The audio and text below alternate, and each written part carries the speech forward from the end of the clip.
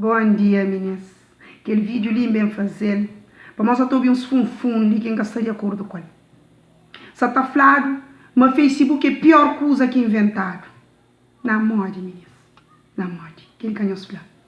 A mim, para mim, Facebook é a melhor coisa que eles inventam. Melhor coisa que eles inventam. Só está falando, mas Facebook já separa o mundo de casal. Forte nos conta que assim.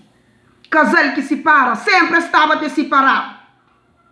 Mas Facebook tem muito de casal com problema dentro de casa. Não. Problema já estava lá. Facebook vem com coisas na claro. Não gosto muito de alguém que está falando assim de Facebook. Mas Facebook, aquele Facebook é aquele lá. Hoje, já compra casa na Facebook. Está morado na Facebook.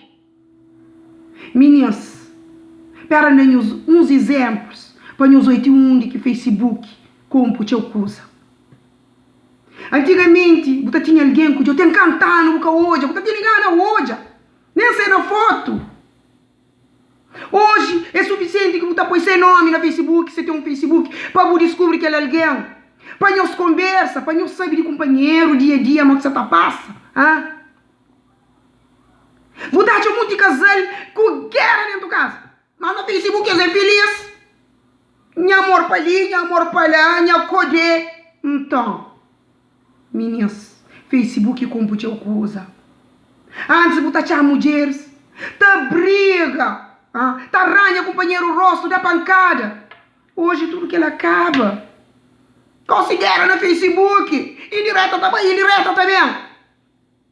Canhões bem falando, Facebook estraga o mundo. Como o mundo sempre estava estragado.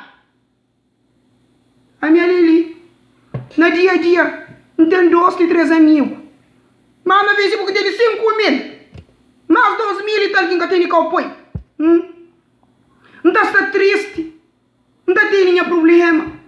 Não está entrando no Facebook. Não está join qualquer amigo. Não está própria com ele. Não está desabafo. Canara comigo, que mandou ser meu amigo no Facebook. Se for meu amigo no Facebook, não tem que estar partilhando tudo. Minha cabeça com cofre. Meninas, tem muito alguém que estava na depressão. Que depois que Facebook existe, esse problema acaba. Para morar dentro do Facebook, ele fala com alguém, ele desabafa. Ele olha as coisas direto a rir.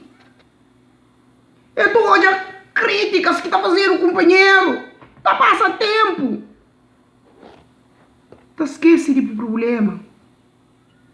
Facebook muda teu coisa, minhas, mas para melhor que para pior. Se algum coisa bem para pior, culpado é nós. Que não culpa Facebook. Para morrer Facebook muda teu coisa para melhor. Devagar, não.